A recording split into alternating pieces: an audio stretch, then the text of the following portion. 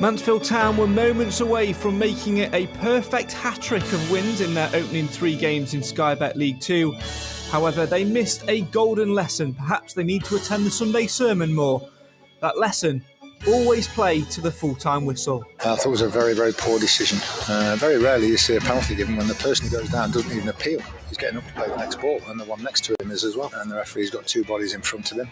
I'm not sure how he can give it. A late penalty for Colchester United scuppered the Stags' ambitions to get maximum points from the opening 3 games. However, as Nigel Clough says, 2 out of 3 ain't bad.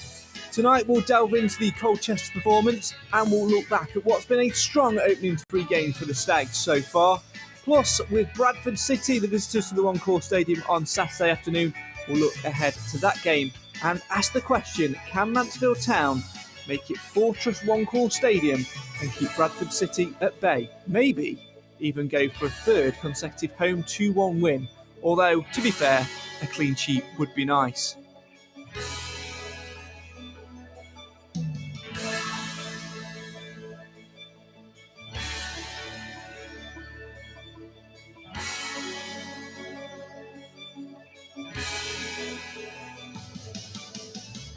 As always, we want your views throughout the next hour or so right here on the show for the fans, by the fans.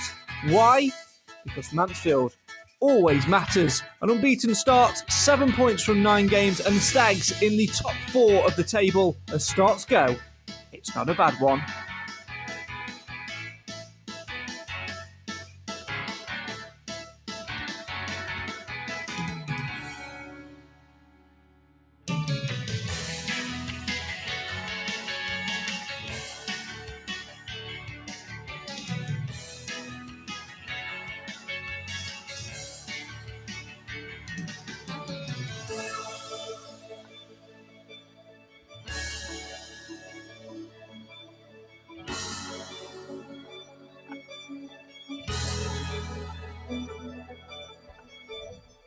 Good evening and welcome to the Mansfield Matters podcast, the show for the fans, by the fans. It's been a good, strong start to the season for the Stags, with 2 wins and a draw from their opening 3 games, 7 points, putting the Stags 3rd in the table. A tough game awaits on Saturday afternoon, though, playing 2nd in the table, Bradford City, who also have 2 wins and a draw from their opening 3 fixtures. Over the next hour or so, we're going to be here to talk all things Mansfield Town and give you your say on your team. Why? Because Mansfield always matters. As always throughout the show, get involved in the comments, whether you're watching on Facebook, on YouTube, on Twitter, wherever you're watching. Get involved and say hello. Let us know your thoughts on everything we talk about over the next hour or so. And if you listen to the audio version of this, come and join us every single Thursday at 7 o'clock-ish. And of course, on a Sunday for arguably the best show on the internet. It's the Sunday Sermon with myself and, of course, my 2 compadres, Mr. Clive Parkin and Mr. Nathan Edge. Good evening to you both. Good evening. Good evening, Craig. Good to see you again. Good evening, Nathan. As always, we do have Cam with us as well, but he's not with us again tonight. Shame. I know. Newborn baby, so we can slightly forgive him a little bit. But I think tonight, Nathan Edge, we need to have words with him, don't we? Because he messaged the group chat earlier and gave a ridiculous excuse for why he's missing tonight's podcast. Let's shame him early doors and then get on with the football. I mean, the newborn baby's not even... I mean, I didn't miss many, did I? So I'm not...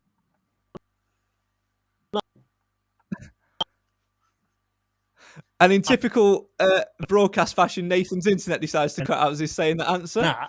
I mean, I did have a whole pre-season to have it. But yes, it's Oh, shocking. There we go. We just about caught the gist of that, Clive, didn't we? But Cam's offence, he's watching rugby rather than doing the podcast tonight. Cam's just being Cam. Yeah. Yeah, absolutely. I can't put it better than that, to be honest. Nath, I'm going to start with you. Obviously, you were with us on Sunday, although you probably can't quite remember it because you've been suffering with the old COVID. You are sounding a lot better, though, tonight. Well, you were before the show started anyway, until you started breaking up. Seriously, invest in better Wi-Fi. But now that you're a little bit better, are you in a better place now to appreciate the start which Mansfield Town have had? Yes, absolutely. So sorry if my internet does cut out. It's annoying me. Don't go to Virgin. That's all I can say. But yeah, I mean, 7 points out of 9 is a great start. It's just gutting. It should have been 9, shouldn't it? Let's be honest. Yeah, it really should have been 9 points. Were you listening to it on Tuesday night to the I Follow? Absolutely, yeah. And I really thought we was coming away with a 1-0 win. I did, and it's a kind of one of them things. It's frustrating because it was a last minute penalty, and I mean only a few weeks ago we was on the other end of that. So, it comes and swings and roundabouts sometimes, but it shouldn't have been a problem because we should have been outside by then, and that's the most frustrating thing. We should have been 3 or 4 goals up by then, and the 1 goal then wouldn't have made a difference. It'd have been consolation. It'd have been frustrating because we didn't get the clean sheet that we probably deserved, but we would have had 3 points, and that's all that matters. So that's the bit that's most frustrating, I think. And we were there, of course, on Tuesday night, Clive, made the 3.5-hour journey down there. And like Nathan said, with seconds to go, basically 30, 40 seconds to go, we were expecting to be bringing all 3 points home with us, weren't we? Yeah, I mean, we've had situations where we've had a 1-goal lead and holding on to it, and it's been like frightening all the time. And I didn't feel that way on Tuesday. I thought we were pretty much on top of it. They were a good side at the back, not so hot going forward, and that reflects their start to the season. And they've got a tremendous goalkeeper. I'll come back to him later. But at best, the penalty was iffy, and certainly we deserve 3 points. But as other people have said, and certainly Nathan's just said it, we needed to get another goal. And if you rely on 1 goal, these things will happen. Yeah, they certainly will. Let us know your thoughts on Tuesday's game in the comments. As always, a few of you get in touch already. Mark says evening. Michael says evening, Craig, and everybody else as well. Martin says, hello, everyone. Bishop in nets looks very commanding at the back. Good start from the lads. And Mr. Wilson, who was, of course, with us last week, says, nice to see you back. Nathan did a sterling job for us, though, Mr. Wilson, in his absence. Let's touch on the goalkeeping situation. I mean, Nathan Bishop so far hasn't really had a lot to do. Made a bit of a gaffe in the Preston game, but he's certainly made up for that. And whilst he didn't have too much to do, Clive, on Tuesday night, we were not too far behind him in the first half, and a very, very loud, commanding, comfortable goalkeeper that's really taking ownership of his box and his defence.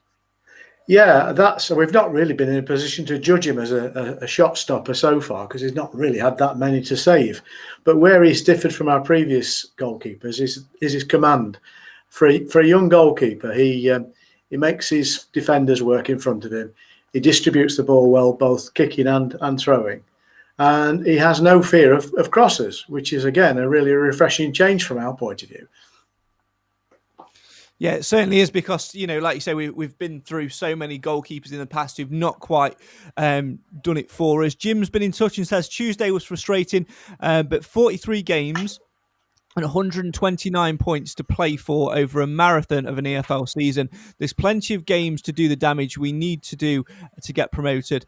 # perspective and patience. And Jamie says, unlucky on Tuesday, just needed that second goal, played well. I mean, for me, Nath, there's not a lot of things that I can say is has frustrated to me so far in the season. I've got a little bit of a rant for Tuesday night, which Nigel Clough has shared my views on in his post-match comments. But for where we are compared to where we were last season, with not too many changes, to be fair, in terms of personnel, it's remarkable how far we've come, and just shows the amount of work which Nigel Clough has done on the training ground. Fair enough. You look at the last starting lineup, for example.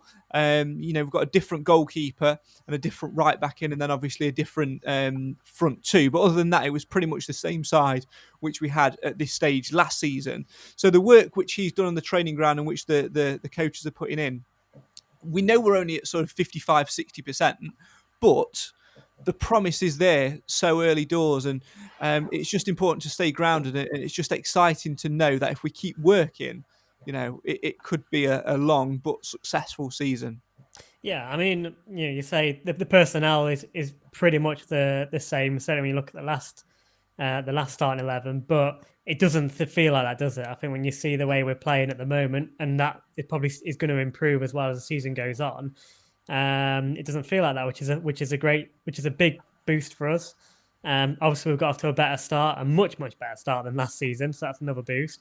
And you look at Tuesday night in particular. I mean, we've obviously started with the negative and the disappointment of conceding late, but actually, best performance of the season for me, without a doubt, because some of the football we played going forward was just some incredible sometimes, and deserved more from what we got out of it. So there's a lot there to be positive about, and like I said in the comments, there's plenty of time for that to get even better. So a lot to take out of the early 3 games.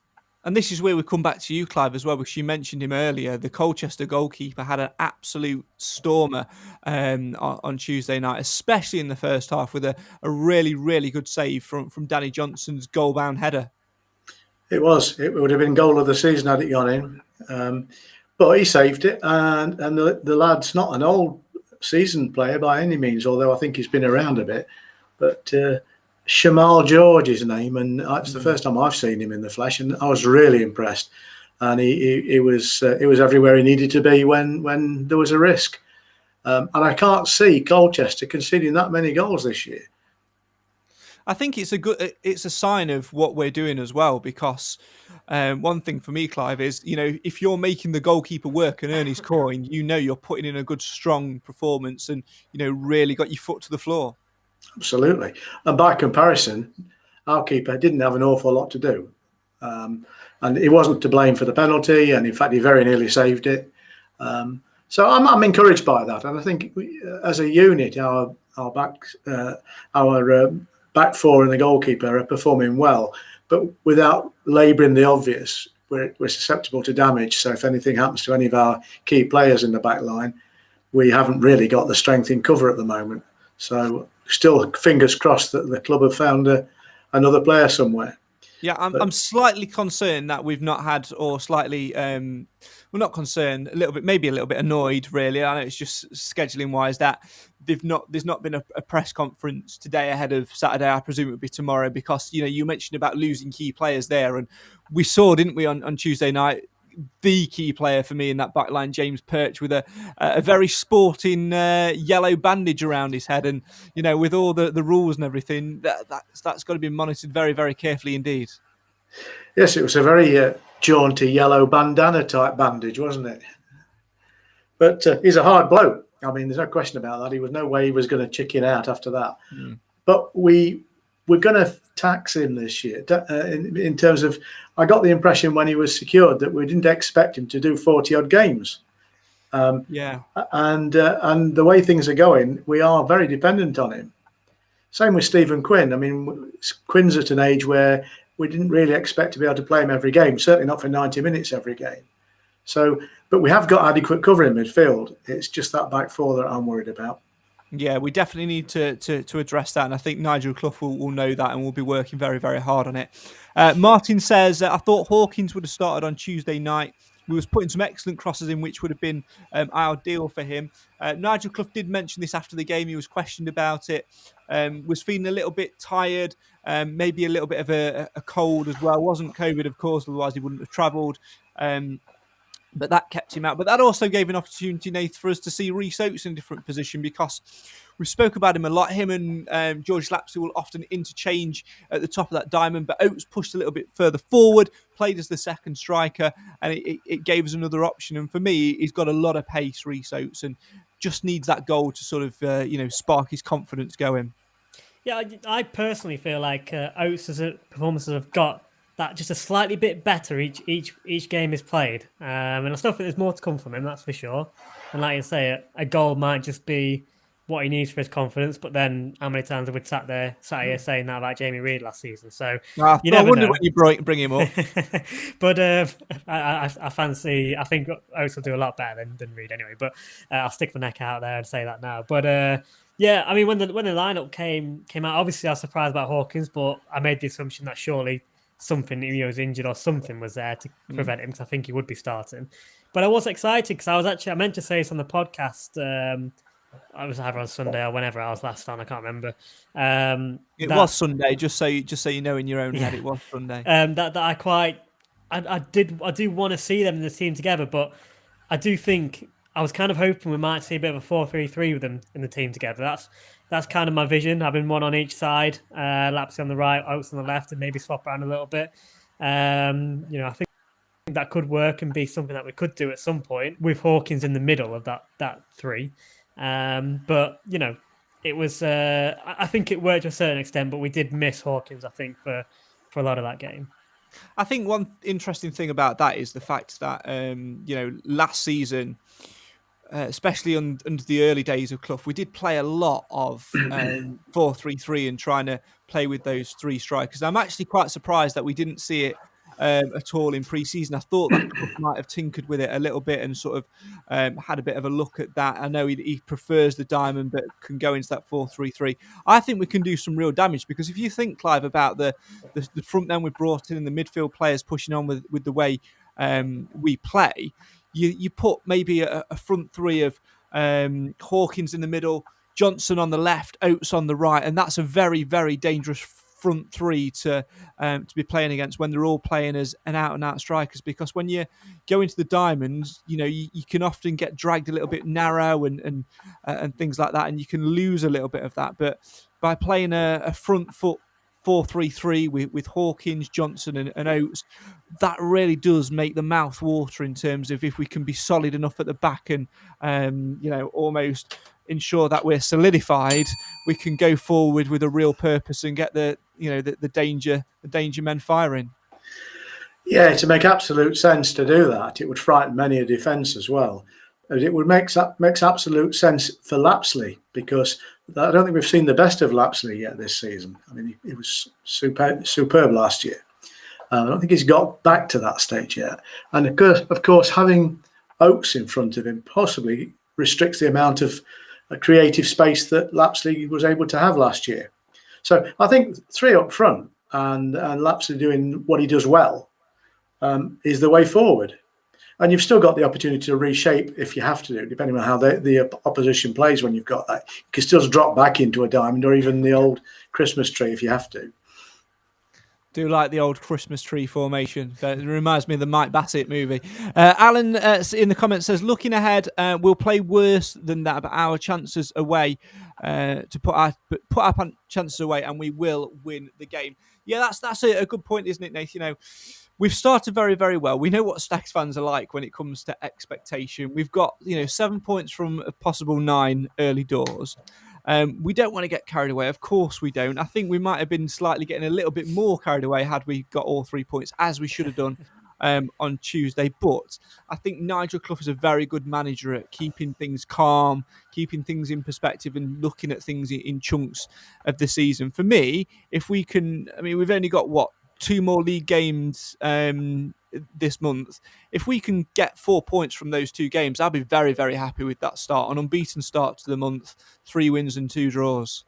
I'd snatch your hand off for that now. I'll be honest. Even now, when you think of the teams that we've played, Bristol Rovers, Newport, and Colchester, 7 points out of 9 for that calibre of opposition is superb. So that's been above my expectation levels, if I'm honest. People may say that's negative to think that I wouldn't expect us to get that, but I'm now sat here pleasantly, pleased about it. So I think it's going to be a very difficult test on Saturday. So if there's going to be a game where you maybe expect to drop points, this could be the one. They're coming and they're flying at the moment. and going to have a great support and so on. So, but then you'd have probably said the same about Bristol Rovers bringing their support, that they might cause us more problems. So you never know with Mansfield Town. And like Alan said in the comments, it wouldn't surprise if we're going to have a worse game performance wise, but just take our chances. And that's all you have to do sometimes in football, is just take those chances, because that whole tippy tappy football is superb, but we still sat here disappointed on Tuesday night because we ended up conceding late and only drawing, whereas actually the performance was really good and deserved more. Just before we delve into a little bit of Nigel Clough, there was one thing which annoyed me on Tuesday night, Clive, and I think this is what Nigel Clough will be looking at as well. He didn't pull no punches in his post-match. He said we should have got 3 points, but ultimately we need to switch on more as well, because a minute before we concede the penalty, we get a free kick on the halfway line where, with Jordan Bowery and Ollie Hawkins both on the pitch from the bench, there's only one place that needs to go, and that's be pinged right in the corner flag and held and just put as far away from our goal as humanly possible. What we try and do is we try and be clever and we try and play it through midfield. Jordan Bowery gives the ball away, it goes out for a throw, and then so that's error number one. Error number two is then, all right, it's gone out for a throw, you've got to deal with it and reshape. What didn't we do? We didn't deal with it and we didn't reshape. We weren't quick enough to react for it.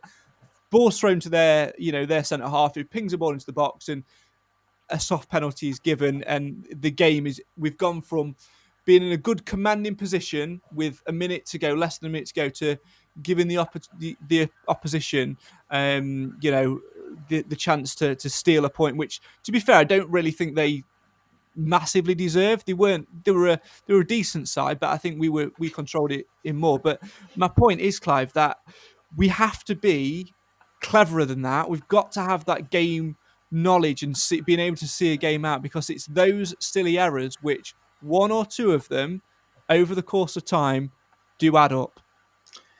Yeah, absolutely. We were in command for 93 minutes of that game, and realistically you should come away with everything. The fact we didn't score another goal, the fact that 2 or 3 players went to sleep for the last couple of minutes, was the reason why we didn't come away with 3 points. I'd have settled for a draw before the game. I'm not unduly upset about it, but you feel like it's a loss when you concede in the way we did on Tuesday night. But we'll get better than that. And I think, without pulling individuals together, I wasn't sure about bringing Jordan on when we did. He had no chance to really get his legs working, and then he was guilty of a bit of slackness. I'm always a little bit worried about late substitutions anyway. It depends what you want them to do, but obviously bringing people on at that end, what you want them to do is to lock everything up, and they didn't do it.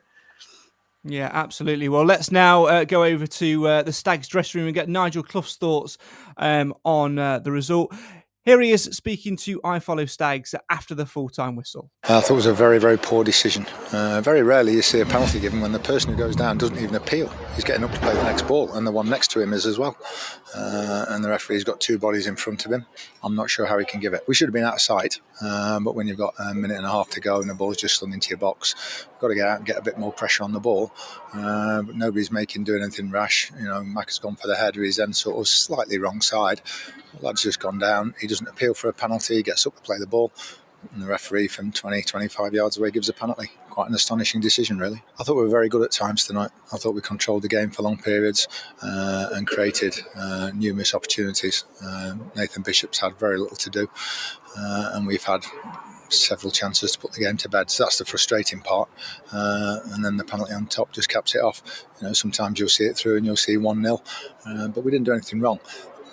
Main disappointment was we got the free kick just in front of us down here with 2 or 3 minutes to go, and we're just trying to keep the ball, win a throw in, kill the clock, and we give it away. Jordan Barry gives it away, and then they break at us, and that was disappointing. It's decision making, which I thought was poor at times in the first half. We played some great stuff, but also 4 or 5 decisions we made have to be better. We just were a bit worried about the height tonight, with Ollie Hawkins not being available to start, and they're a big side, and very strong on set plays. So that was the main reason he got the call. But he's popped up with an important goal. It's still a good point for us. It's just the last minute, everybody's a little bit down, and when we've been on top, we should have won. But 7 points in the first 9 with an away point is never bad. But we should be winning that game. Stags boss Nigel Clough speaking to iFollow Stags. As always, you can catch more interviews on iFollow at mansfieldtown.net/iFollow is the place to be for all your post-match interviews. And of course, not forgetting all of those match replays and much, much more behind the scenes content as well. Nice to see, though, Nigel Clough agreeing with me on that one. Let's talk then about a debutant on Tuesday night then, Nath. Elliot Hewitt thrown in at right back for Kel Gordon. Nigel Clough saying that he was worried a little bit about the height. Obviously, Colchester got one way of playing, which is up to Big Frank Newbell, the number 9, to try and play off him.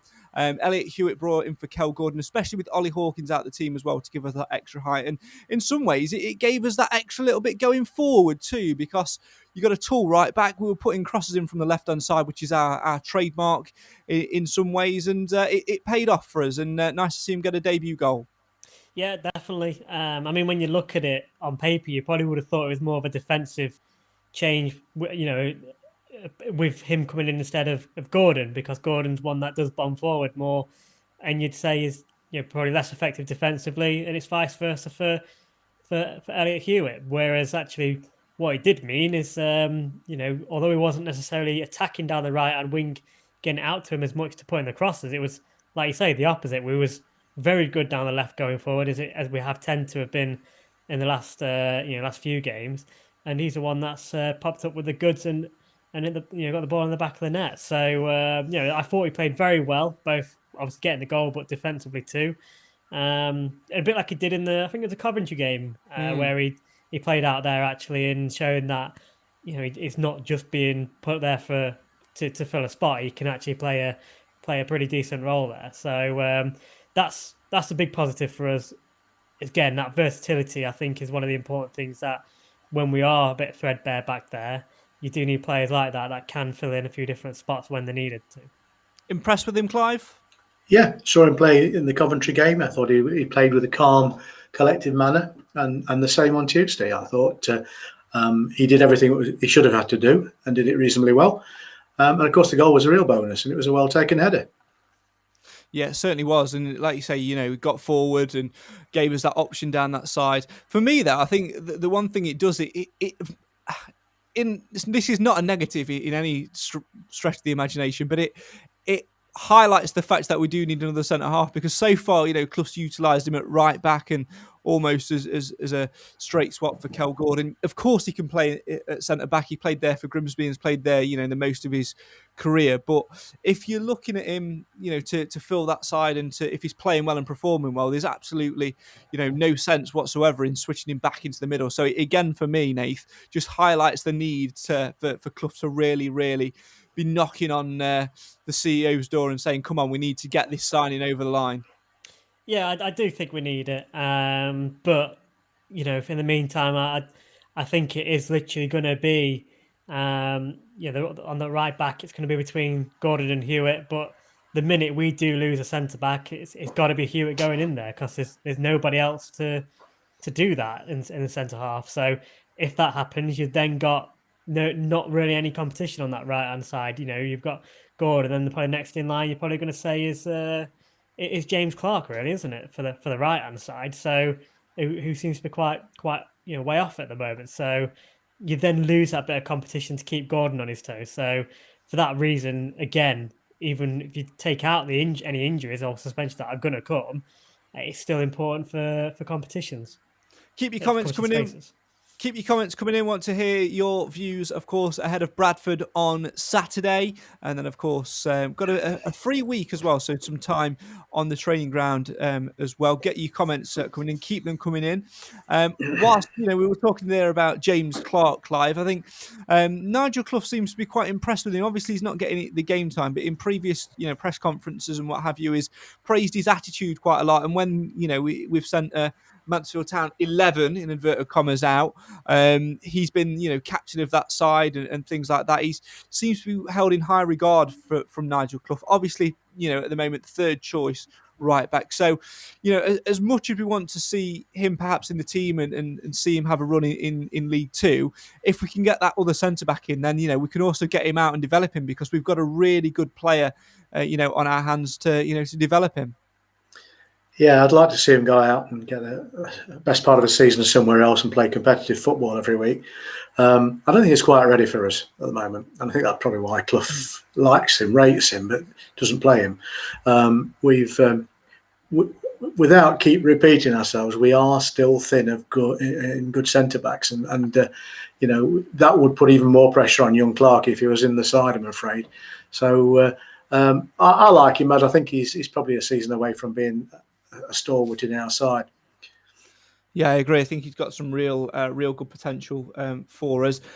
Talking of potential and players who have gone out to develop, Nath, the ongoing saga of Jimmy Knowles, of course. We referenced it a few weeks ago, of course, but we didn't really touch too much on it. Obviously, in the last week or so, he has been sent out on a season-long loan. He joins the likes of Aaron O'Driscoll, who's out on a season-long loan, Roland Menayese, and, of course, Corey O'Keefe, who's on half a season loan to Rochdale. Judging by Nigel Clough's comments, though, on Jimmy Knowles, it's very much this loan move make or break for him. Yeah, definitely. We kind of anticipated it coming, didn't we? When you look at the players that we brought in, we are pretty strong in the forward department, and I think it said a lot in a couple of his interviews when pre-season. He was talking about his forward players. A lot of times he forgot to say Jimmy Knowles, which to me, was he just forgetting, or is it genuinely that, he's got his first sort of forward five, and then Jimmy was going to be one going out on loan. So it's a good move for him. I think it's necessary. Hopefully he gets more game time than what he got at Notts County, because that's the most important thing. And he's still, although it's a Scottish league, he's playing with the. With men, and I think that's what he needs for his development. And then we'll see where he is come, hopefully keep an eye on him, but see where he is come the end of the season, moving forward to next season. Yeah, Scottish Championship side, of course. So it's not the greatest of levels, but it's a real opportunity for him to go out and try and get some games. Definitely one to keep our eye on. But like Nathan said, Clive, when Clough was referencing his forward line, Jimmy Knowles wasn't really a name which was included in that. It was, even the likes of Nathan Kane were put ahead of him.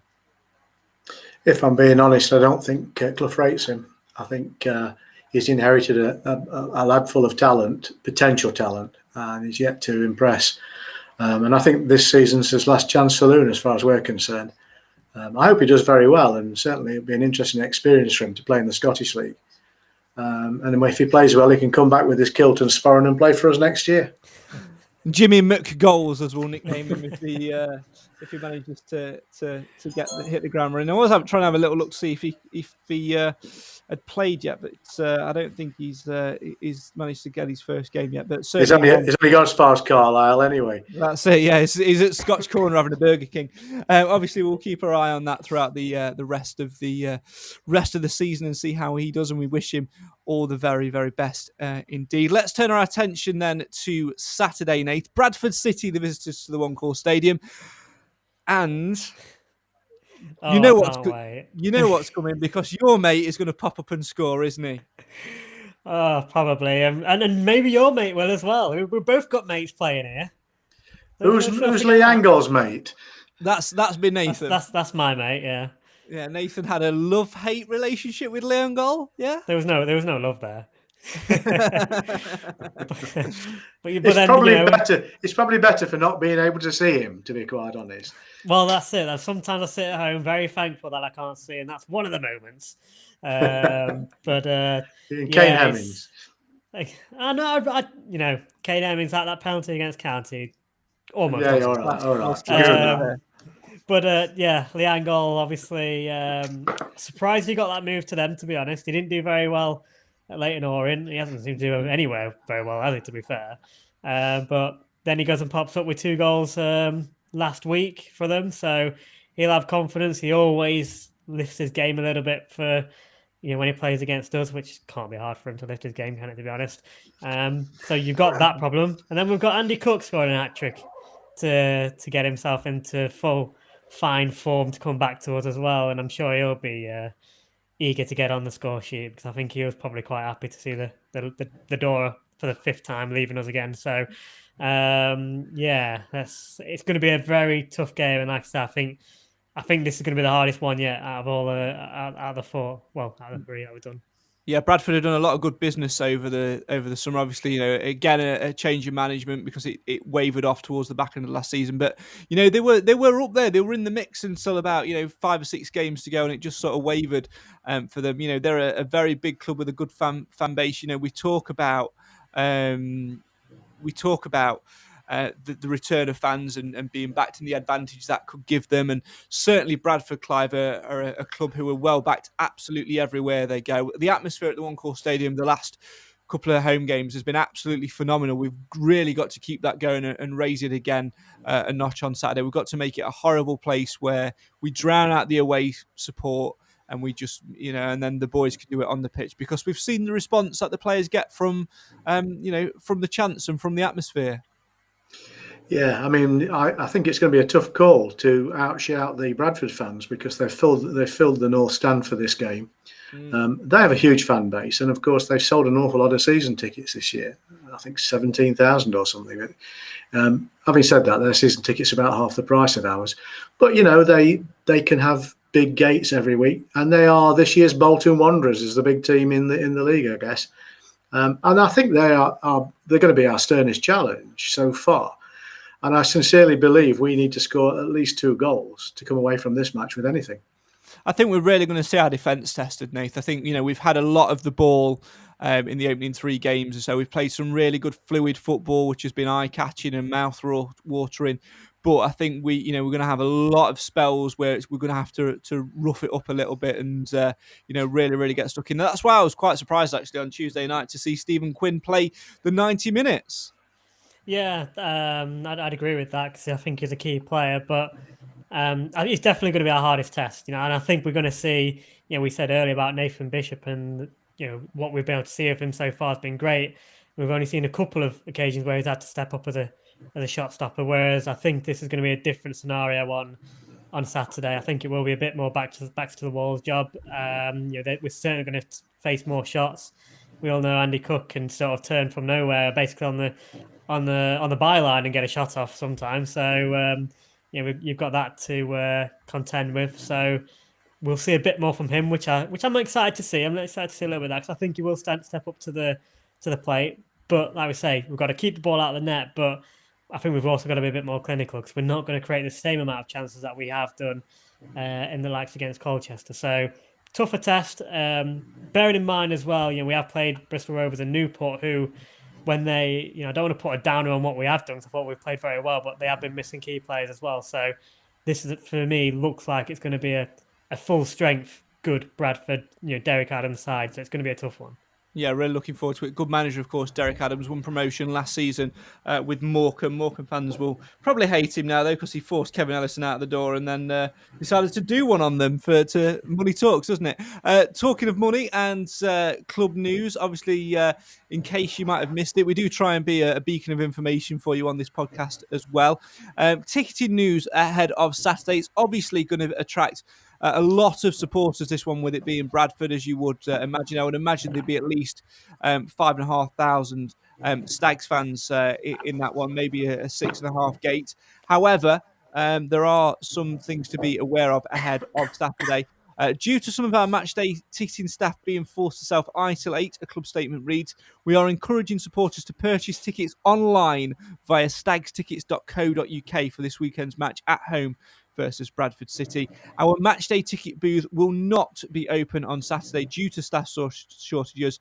So to avoid long queues at the main ticket office window, we're requesting that fans purchase tickets online for Saturday's much anticipated fixture. To further ease queues on match day, supporters can gain access to the One Call Stadium by scanning an e-ticket on their mobile phone screen at the turnstiles. E-tickets are available when purchasing via stagstickets.co.uk and allow you to enter the One Call Stadium without the need to collect or be in possession of a physical ticket. In order to get your e-ticket, you must first purchase your match ticket from stagstickets.co.uk before selecting the print at home option. A confirmation email will be then sent to you once this option has been selected. Once you've received your email, download your ticket by selecting the download prompt within the confirmation email. You'll then be presented with an e-ticket barcode, which allows you to enter the One Call Stadium by scanning your mobile phone screen at the turnstiles. We thank you for your anticipated understanding and apologise for any potential inconvenience this may cause. It's still less of a complicated ticketing system than Colchester United, Clive. Although we've done our best to make it sound more complicated than it is there, I think. Yeah, we have a little bit, yeah. But the way of the world, we're all going towards e-tickets, whether we like it or not. And my heart goes out to the people who are locked out of the digital world, not used to using smartphones and the like. I just wonder how many people actually need to buy a ticket on match day now, because it shouldn't be that many. I mean, quite honestly, there's no reason why the majority of people can't buy their tickets in advance. But the club isn't good at responding to demand. If I'm being critical, we run a very, very tight, contained front office there, and it works well up to a point. But as soon as anything extraordinary happens, like people want to buy season tickets, or we get a good draw in the cup, the whole thing just can't cope. So we'll see. I think it'll be a crowd similar to the opening day crowd. I think we'll all enjoy the experience. I think we shall all be hoarse at the end of it, and I'd be very, very surprised if Mr. Cook doesn't bag a goal. But having said all that, if I watched the match on television or the highlights of the Bradford Stevenage game, our defence is much better than Stevenage's defence on that evidence. Yeah, certainly so. Yeah, famous last words. Podcasters, podcast panelists curse, as it's known commonly in the game. Whilst we were talking, there you mentioned about the club. Obviously, the ticket office staff do a good job. There's only a couple of them in there now. I know they're really, really stretched trying to deal with requests, but I think you're spot on. I don't like being critical of the club. I never have liked being critical of the club, but there are certain areas which can be improved on. And with the fact that the ticket office booth is going to be closed on Saturday, I have now a major issue. That issue is, where the bloody hell am I going to find a programme from? Because the first game of the season, the Bristol Rovers game, there was one programme seller who just happened to catch the eye of via Cam, who I managed to get a programme from. But he's trying to do the whole ground and get cover everywhere. So trying to find him is impossible. I went for a little wander before the game last weekend at home, of course, against Newport, and stumbled across the ticket office booth, and they did have some programmes in there, which was great. When I've been into the concourses inside the ground, I've not noticed any programmes for sale inside the stadium, which, is a problem. Now, I'm a little bit OCD with this. Like, for example, I said to Clive on Tuesday at Colchester, I'm not going to get a programme for me, because if other away grounds don't do it, that's my OCD gone. But Stags are doing their programmes, and, whilst they've been reduced and whatever for cost reasons, that's great. But it's difficult to find one. And if I miss one, that's it, gone, and I will be in such a mood. Mr. Wilson says food kiosks, that they are there, but I certainly haven't seen any in the Ian Greaves upper. So that's just where I am. You can order one online, don't you, Craig? Yeah, but that's effort, innit? That distracts from the match day thing for me. No. I'm a bit. I would order one if I didn't get one. I would order one online, but as part of my match day routine, I like to have a physical programme in my plastic wallet in hand to read at half time, so I can ignore. So I don't have to. So I can have a read of the programme and support the club. I don't know if you've got the audio loaded onto this new system yet, but I'm a bit upset with you. Hang on. Depends which one you're going for. We'll try. You'll get it in a minute. Go on then. So, the one game you don't go and buy a match day program, Yeah. we concede a 95th minute penalty and draw the game and drop 2 points. That's away from home. That is definitely not.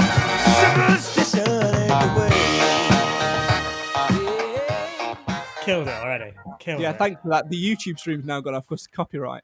Oh. Can I just also say that the programmes at Colchester were free of charge and in abundant supply. I know, but no. I mean, I'm not surprised after you've had to, provide a urine sample, hop on one leg, hover over register, and do all that funky dance to actually get in the bloody place. So, fair play to them. But when you got to the ground, the staff and the stewards were superb. Well, I should think so after you've gone through all that to even bloody get there in the first place. And would you get a winner's medal as well? Because I think that would have been necessary. Oh, you're a septic. I don't know. I just think it would mess up my match day routine. I like to have a physical program in my hand. If they are available at the food kiosk, then I hold my hands up and apologise. But certainly, where I've been in the last 2 games, I've not noticed them behind the kiosk. But also, that does bring looking at the food, aren't you? Listen, I'm working here with an OCD collectaholic and a rampant cynic. Welcome. It's a good job you've got me. It's a good job you've got me on this panel. How has it taken you 5 series to figure out that I'm an OCD mad program person and Nathan's a cynic? Well, I didn't like to say before now. There you go. But it does bring me on to another point, and this is the last point I'll finish on before moving into predictions, and that is the club shop. Now, Nathan and Cam have both had children over since we've last been able to get into the grounds previous seasons. Now, Uncle Craig wants to buy them both a Stags teddy and some Stags memorabilia and things like that. I'm sure Oliver's already got loads, but it's part of the uncle duties. So many kids and so many new people are going to the club for the first time, and yet the only place to go and buy stock is at the ticket office window, which is already rammed on match day anyway. And you can't actually go and physically look at it. You've got to ask for what you want, so you've got to know what you want. I just think that the club are missing a massive trick on that one for me, Nath. I just think there's so many areas of the ground, outside the ground, which they could get another booth up and running. Whether it's a volunteer thing or not, I don't know, to run it. There's other questions there, but they must, after so long of not having that revenue, I'm really shocked and somewhat disappointed to see that they've not gone for that whole thing of having as much things to buy and as much things available for fans coming back as humanly possible. Yeah, I mean, especially early on in the season, like I can just picture a booth now, in the car park area of the. I know the perfect place. Sorry to cut you off. In front of the 3G pitch, there used to be some car parking bays which were for overspill, but they've got rid of them now to allow fans to mingle a bit more. Now they've tarmacked it. It's perfect. Yeah, so get some stuff on display. Hopefully catch a few eyes. I guess the thing is, how many new people do we normally have on a match day? Usually, it's not. It's returning fans, season ticket holders. So, are they likely to go and buy merchandise? Not necessarily, but I think because it's the return of after COVID, I think we have attracted a few more new people and hopefully a few more youngsters and who we might inspire to keep coming. So they're the ones I think certainly for now, if a little pop-up stall like that would even be possible, especially when the club shop isn't available. So I think it would be. It's a shame we're not capitalising on it while the attendances are a little bit higher and hopefully continue to grow. So it would seem like logical sense, wasn't it? I'm guessing they have the reasons, obviously, to keep the club shop closed and being so small and with COVID, etc. But a pop-up store outside shouldn't be too strenuous to actually sort out, surely. Well, of course, Clive, they had the one previously, didn't they? They had the little kiosk, halfway outside the stand. The one that's a bottle bar now, isn't it? Yeah, it's turned into an outside bar, which is great for that, and that's a good source of revenue. But there's no reason whatsoever in my mind why they couldn't purchase another one of those to put further down where we said, because as you walking up, through Quarry Lane and up through the gates, that's a perfect prime spot for it to be. It's out of the way, and it would be outside because you'd be able to see the stuff on display and everything, but you wouldn't have to physically go into a building. It just makes sense.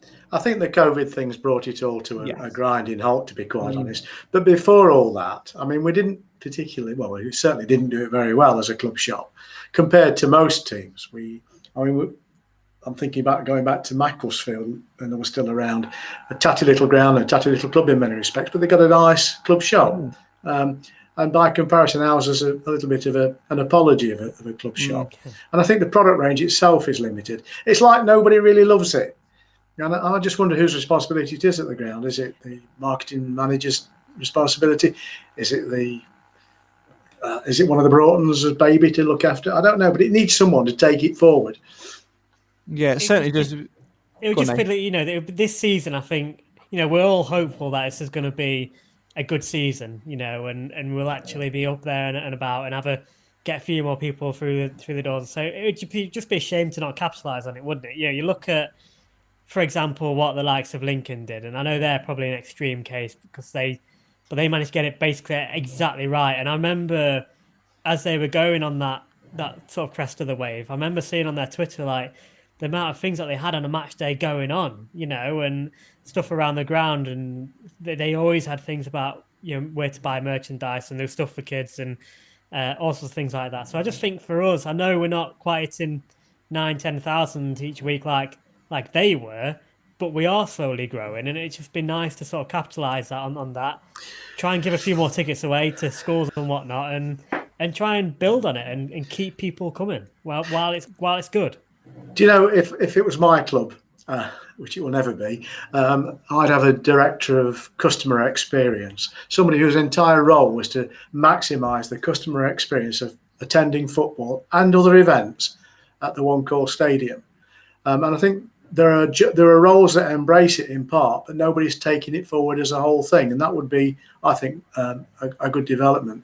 I know, to be fair to the Radfords, the hotel plan was going to incorporate a club superstore on the premises as well, but that's not likely to happen, in my opinion, now.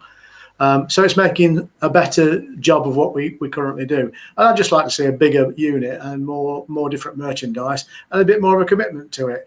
And as you say, once you're a fan, you want to keep buying bits and pieces that demonstrate your commitment to your club.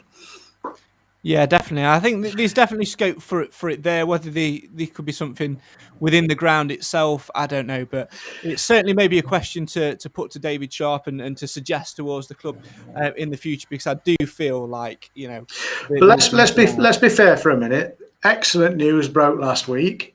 The news of the century. The new scoreboard. We're getting a brand new scoreboard by the end of this calendar year. 25 square metres, all singing, all dancing scoreboard. Not before time, because where I sit in the stand, you couldn't see the scoreboard, and the PA, you couldn't hear Alan's dulcet tones. And I was very critical of that. Went to Colchester, a fairly new stadium, and they've got this all singing, all dancing scoreboard. The moment we walked in, it broke. And the sound system where we were was even worse than the One Call. So I think it's probably me and Craig that's doing it. I think we're a bad fluence. Listen, we've got through 52 minutes of this show without anything going wrong yet. So I'm thinking of knocking it on the head very, very shortly indeed to get through it. But excellent news on the scoreboard, Nathan. I know for you it's quite annoying, really, because you won't be able to to have it. But I think, in terms of ad revenue and stuff like that and match day experience, I think it's certainly a move in the right direction, one we've been asking for. I just hope that it's positioned in the right place and it's actually one which is developed well and it's not been pulled together it's not like 4 TV screens which have had the sides ripped off and, welded together. It sounds like it's going to be a proper works, I think, this one. So at least we can look forward to that. I mean, the last one I actually physically remember being able to see was a very small one by the side of the Quarry Lane end, actually. So it's still there. I think it's still there, isn't it? Just never on. Still works. I believe that still would work if you could see it. Yeah. The problem was there was a connection issue with there because I think it all fed through like a Wi-Fi receiver and it was just It was just mental. I think it ran on a wire, but I think Mez ran over it with his mower. No, there's no where there's blame, there's a claim.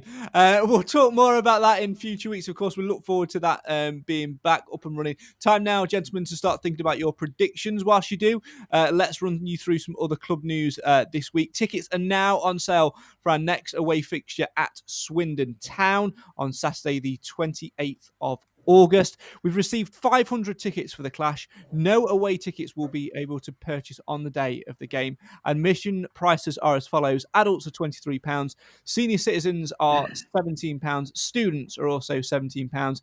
Under 21s get in for a tenner. It's £6 for an under 18. And if you're under 11, it's just a quid. Tickets are now on sale via stagstickets.co.uk, which is the easiest way to purchase tickets for our fixtures this season. Tickets are also on sale via the Mansfield Town ticket office on Quarry Lane by calling 01623 482 482 in option 1. The club can post tickets up until 5 p.m. on Monday, the 23rd of August. Tickets will go off sale on the website at midnight on Thursday, the 26th of August, and at midday on Friday, the 27th, from the ticket office itself. On the day of the game, away parking is available at St. Joseph's School at £5 per vehicle. Don't get there before me, though, because that's where I always park and you miss the magic roundabout. That's a 5-minute walk from the ground. And, of course, the Stag Sports Association will be providing family-friendly travel to Swindon with the coach departing the One Call Stadium at 9 a.m. Amber and junior members are £15 apiece. Blue members are £20 and non-members are £25. Full details on how to book, see the SSA page. Also, as well, on sale, Harrogate in the Cup. Nathan Edge, are you looking forward to me having a rant in a week's time about how Mansfield Town should be winning the Papa John's Trophy? We do it every season, don't we? So I'll be joining with you on that one. It was Cam that was always a bit on the fence with that one. So maybe Clive will take his place. Yeah, maybe Cam will always might even come back and join the rant. Tickets are now on sale for our Papa John's opening fixture away at Harrogate on Tuesday, the 31st of August, 7:45 kickoff. Tickets are available in both seated and standing areas. Prices are as follows. 148 seated tickets are available, very precise. £11 for an adult, £9 for a concession, £3 for under 18s. 352, again, very precise. Tickets are available for standing up. It's a tenner for an adult, £8 for a concession, and £2 for an under 18. So basically, it's £1 more to sit down on that one. That means they allocate 500 tickets to away fans then on that basis. That's excellent maths, Clive, and I'm glad you did it because I couldn't be bothered. So there you go. That has it. So that's your ticketing news out of the way. They're on sale now. Go and get mine, I imagine, tomorrow at some point. So if you're around the One Call Stadium around lunchtime tomorrow when I'm on my lunch and working from home tomorrow, feel free to come and say hello as I'm buying my tickets. And keep me talking as long as you want because it's Friday and I can't be bothered to do any work. On to predictions now then. We'll bring you up to date with all the latest podcast prediction league table points tomorrow when I've had a chance to go through and do the maths and work the spreadsheet out. But let's move on to Saturday's game, of course. Only one game to predict this week. I'm going to start with you, Clive. What are you going to go for this weekend's fixture at home to Bradford City? As usual, we're after the scoreline and the goal scorers. 2-2. Johnson, Hawkins. Okay, going for a 2-2 draw. You don't get any points, by the way, for predicting away goal scorers because I think we just put everything on to Andy Cook and Leon goal. Nathan, what are you going to go for? I'm going to go for 2-1 again. 2-1 win, yeah? In the opposite direction. Oh, 2-1. You're going for a 2-1 defeat? Yeah, I think it's going to be our first defeat of the season. So I'm going to go for 2-1 to Bradford. Who's your goal scorer for us? Goal scorer will be Mr. Ollie Hawkins. Oh, Hawkins, okay. It's going to be a very, very tight game, an entertaining game, and I think we are going to steal it. I think we're going to win 3-2. I'm going to put my absolute neck on the line and say, out of the three of us, I'm going to be the one that predicts a victory. I'm going to say a 3-2 win. Because he's gone for the 3 goals because he wants the chance of getting a goal scorer. I see where it's going. No, it's not that at all. I just think, I just think my logic is Leon Goll and Andy Cook are both going to score. So they're going to score 2. We're going to score 3 and beat them. Goal Well, scorers, I hope you're right, Craig. Yeah, me as well. Goal scorers, I'm going to go for Perch. I can just see him coming up for the back, thunderous header. I'm going to go... Rawson. Definitely not Rawson, no. I'm going to go for Stevie McLaughlin. And I'm going to go for Oates, I think will pop up and score a goal. So lots of different varieties in there. If you want to play along with podcast predictions, make sure you head to our Facebook and Twitter feeds at MTFC Matters on both tomorrow, where you'll see the link to get involved on that one. You can play along all season long and you'll win yourselves some Mansfield Matters merchandise. We're going to have some brand new mugs, maybe some T-shirts and some hoodies as well. This is the prototype mug. You can see it on camera now. I need to move it more into the center of the screen. Our logo on there. It's a yellow mug as well. It's just our logo, basically. So you can watch the podcast with a nice cup of tea. We might even throw in some biscuits as well. To save money, by the way, if you win the mug, you have to download a PDF of the label that you stick on yourself. Oh yeah, absolutely. Yeah, it comes as a sticker. Yeah, sold as seen, lads. Sold as seen. So there you go. If you want to play along, make sure you head to our Facebook and Twitter feeds for that. Final comment tonight. Jim says we are set up to attack and outscore teams and look more like conceding when trying to defend and manage the game. We are better off attacking full throttle from the first whistle. It will be a tough test on Saturday, Clive, but one, no doubt, Nigel Clough will have his side rallied and ready for.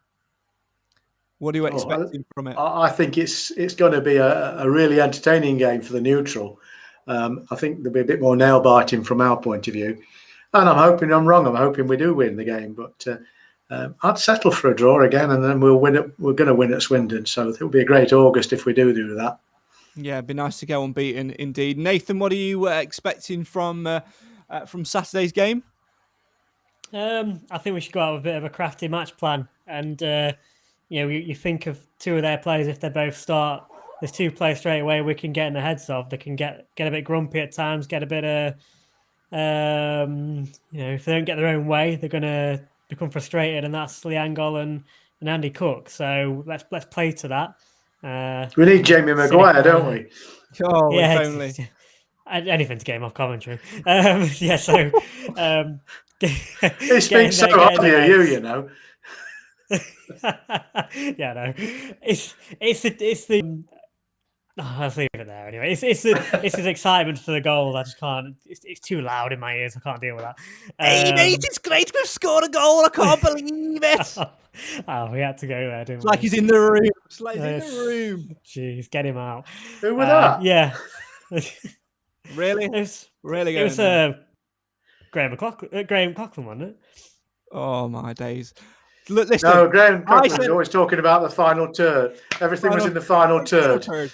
Listen, I said at the start of the show off camera, I was going to throw you under the bus with something. I decided about 2 minutes ago not to, and then you had a little dig at me, Nate. So why on earth, where you can put your name in on this new streaming software, have you decided to write the England blind legend-ish? It's all from your I'm still beaming after your outing on Notts TV when you threw it out there. So it's all your own doing, let's be honest. So, and I've added an ish to basically summarise that. Yeah, I'm an England blind footballer, but I was a shite one at that. So, yeah, there we go. Well, there you go. Fellas, my thanks to you. As always, thanks very much for joining me. Really appreciate your time, as always, on the podcast. We will see you again on Sunday as we reflect on the Bradford game. For now, though, that is all we've got time for.